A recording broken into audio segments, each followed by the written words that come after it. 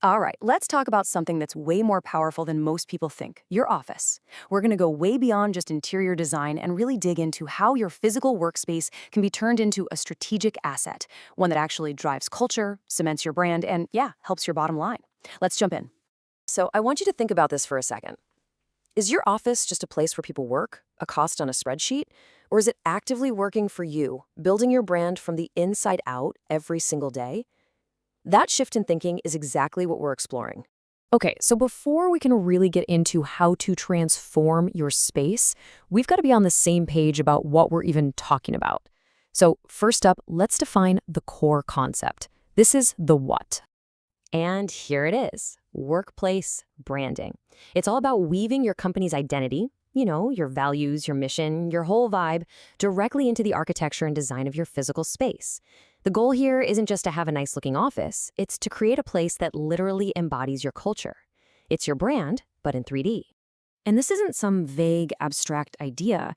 It's made up of real, tangible things. We're talking about big, bold visual graphics, unique architectural features that make your space unforgettable, a color system that works together seamlessly, messaging that's placed with purpose, and, my personal favorite, storytelling installations that really connect people to your journey. Okay, so we've got the what down. But honestly, the why is where this gets really interesting. This is not about making things pretty for the sake of it. As you're about to see, this is a strategic move that can have a huge impact on everything from recruiting and retention to just how engaged your team feels day to day. And this slide, man, it just lays it all out so clearly. On one side, you've got your standard generic office. It's fine. It's forgettable, disconnected.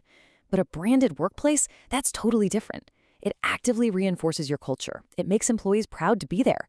It's constantly communicating what you stand for. It's the difference between being anonymous and having a real, powerful identity. All right, we've covered the what and the why. Now, for the fun part, the how. Let's get into some real, actionable ideas you can use to bring your own brand to life in your space. First up, and this is a big one, mission and values installations. Think about it. Those core principles that are usually buried on your About Us page, let's get them up on the walls. When you use large-scale graphics or murals, you make your purpose a constant physical presence. It's a daily reminder for everyone of why they're there. Another powerful idea? Company history walls. Every single company has a story, a unique journey. A history wall takes that story and makes it a visual experience that every single person, from a new hire to a visiting client, can see and feel a part of. It grounds everyone in a shared past.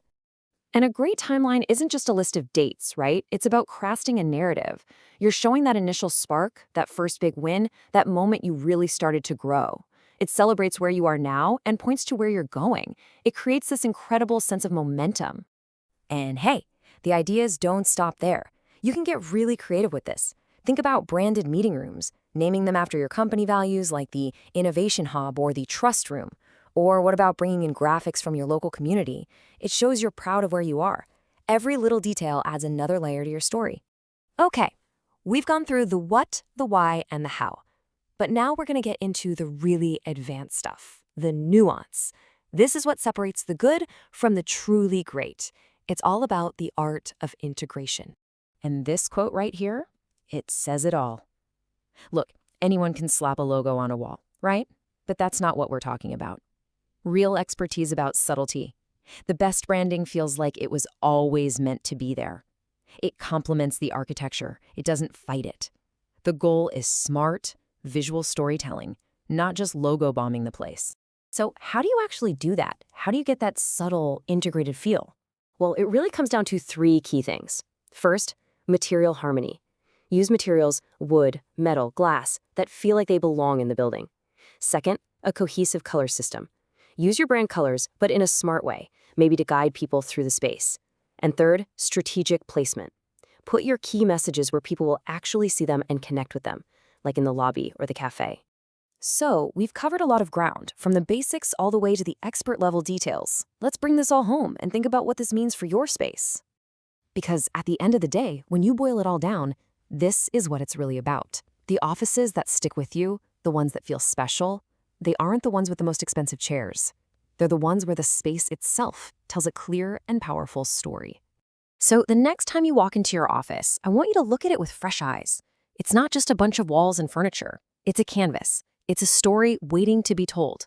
The only question left is, what story is yours going to tell?